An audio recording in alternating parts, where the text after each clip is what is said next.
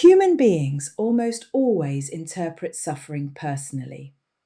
When pain enters life, the first question is rarely structural. It is emotional, it is existential, it is often desperate. Why is this happening to me? Beneath that question sits another, darker one. Am I being punished? For many people, suffering feels like condemnation. It feels like rejection by life, abandonment by God, or evidence that something has gone fundamentally wrong.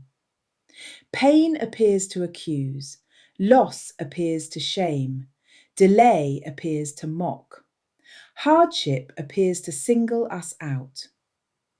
But that interpretation may be one of the greatest distortions in how human beings understand reality.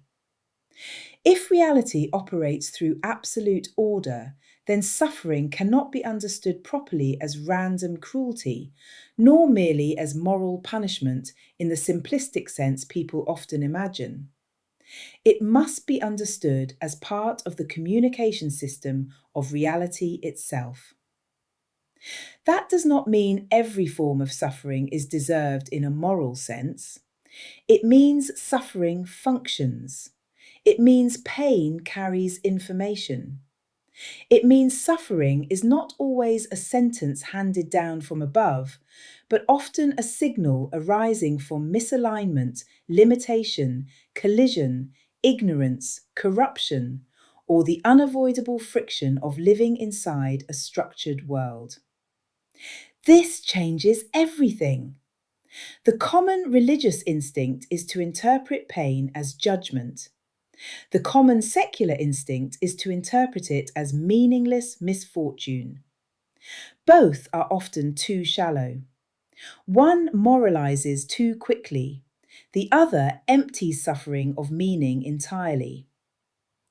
But if God is not a volatile personality handing out emotional reactions, but the perfect order embedded into reality, then suffering must be read differently. It is not first a tantrum from heaven. It is not first evidence of cosmic hatred. It is a form of revelation.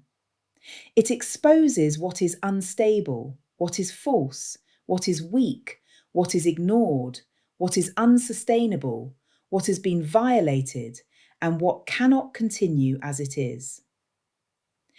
Pain reveals. A physical body demonstrates this clearly.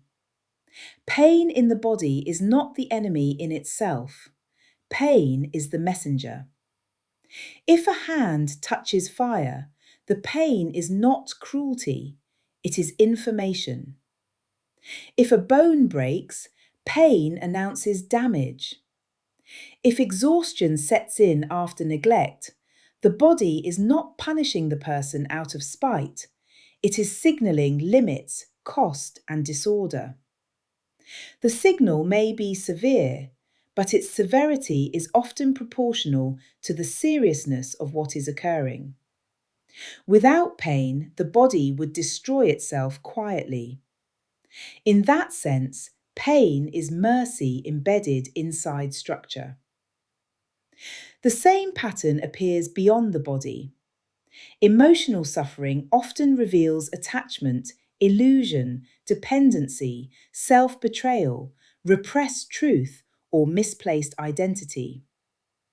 Social suffering reveals conflict between reality and fantasy, between status and substance, between what people perform and what they actually are.